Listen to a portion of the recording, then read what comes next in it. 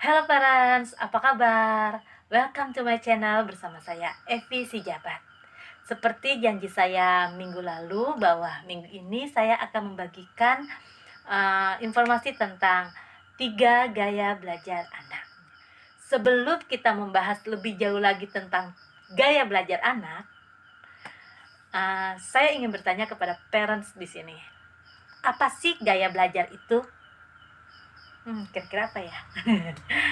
Menurut referensi yang saya terima, yang saya dapat, gaya belajar itu adalah ciri khas yang dimiliki oleh setiap anak dalam merespon setiap pembelajaran yang diterimanya. Terus, kenapa sih kita sebagai orang tua harus tahu gaya belajar anak? Karena kemampuan setiap anak dalam menerima pembelajaran itu berbeda-beda. Jadi kita sebagai orang tua tidak bisa memaksa gaya belajar anak seperti gaya belajar yang kita inginkan. Gaya belajar itu tidak dipilih, melainkan berasal dari dalam diri anak tersebut. Sekarang kita cari tahu yuk, apa saja sih macam-macam gaya belajar anak?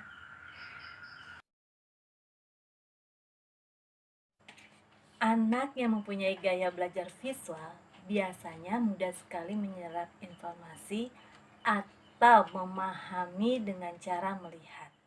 Anak visual biasanya suka dengan objek yang menyala atau mencolok. Mereka juga suka melihat gambar dan yang berwarna-warni. Ciri-ciri anak visual berbicara agak cepat.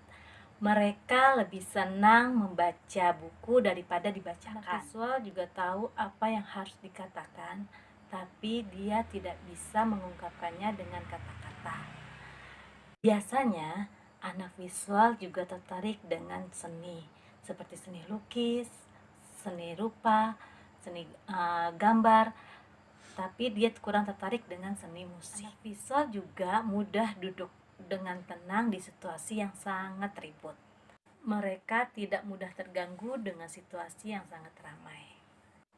Strategi apa sih yang dapat mempermudah proses belajar anak visual? Seperti tadi yang saya katakan, kalau anak visual itu mudah sekali mengingat informasi yang dia lihat. Jadi, kita orang tua bisa menggunakan multimedia seperti komputer atau video. Kita juga dapat menggunakan media visual seperti gambar, diagram, dan juga peta. Kita juga bisa mengajak anak membaca buku berilustrasi dan mengajak anak untuk mencoba mengilustrasikan ide-idenya ke dalam gambar. Anak yang mempunyai gaya belajar auditory biasanya mudah sekali memahami dan mempelajari dengan cara mendengar, termasuk cerita. Mereka juga mudah sekali menceritakan kembali cerita yang mereka dengar dengan bahasa mereka. Mereka sangat cepat sekali menangkap dan merekam apa yang mereka dengar.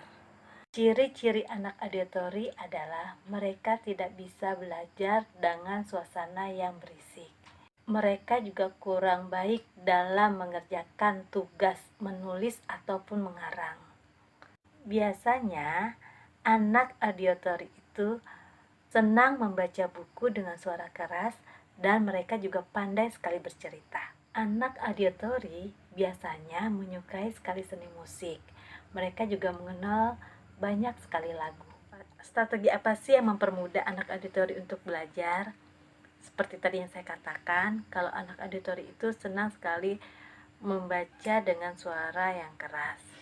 Jadi, kita sebagai orang tua dapat mengajak anak untuk membacakan tugasnya dengan suara keras. Ajak anak untuk berdiskusi, baik itu di dalam kelas maupun di dalam lingkungan keluarga. Dan yang paling mudah lagi adalah gunakan musik untuk mengajarkan anak.